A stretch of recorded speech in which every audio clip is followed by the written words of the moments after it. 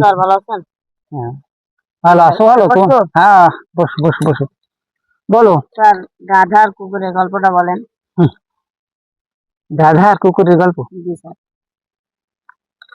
এই দেখো, স্বার্থ কাকে বলে এই নিয়ে আজকে তোমাদের গল্প বলছি। জি।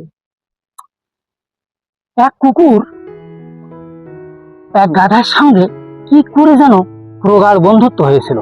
তারা দুজনে একসঙ্গে পথ চলছে, চলতে চলতে চলতে চলতে একটি শিলমোহর করা কাগজ তারা দেখতে পেল। কুকুরটা গাধাকে বলল, বন্ধু দেখো তো ওই শিলটা ভেঙে ওর ভিতরে কি লেখা আছে, ওটা পড়ো তো, ভালো করে সুন্দর করে পড়ো তো।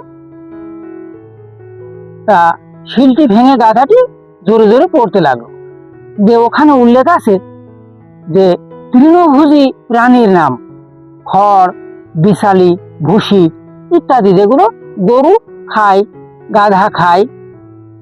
কুকুর শুনতে শুনতে বেশ অতিষ্ঠ হয়ে গেল, একটু তিতো জ্বালা হয়ে গেল। তারপর বললো, বন্ধু তুমি একটু খানিকটা বাদ দিয়ে নিচের দিকটা একটু পড়ো তো, দেখো তুমি ওই জায়গায় মাংস আর হাড়ের কথা কিছু উল্লেখ আছে কিনা, কিন্তু সহ্য হচ্ছে না। খানিকটা বাদ দিয়ে গাধা তখন তলাতে পড়তে শুরু করলো যে এগুলো খেলে গরুর, গাধার এদের বল শক্তি হয়, স্বাস্থ্যবান হয়, ভালো হয়। তোমাকে ফেলে দেওয়া সব জঞ্জাল যত সব বাজে জিনিস কুড়িয়ে, অথচ কুকুর কিন্তু কুড়িয়ে আনলো। তা আসলে কি, নিজের প্রিয় জিনিস ছাড়া আর সব কিন্তু বাজে, সব কিন্তু বাজে। নিজের যেটা পছন্দ জিনিস সেইটা ছাড়া আর সবকিছুই বাজে। এর থেকে তোমরা শিক্ষা নিও, কারণ তোমরা তো স্কুলে পড়ো।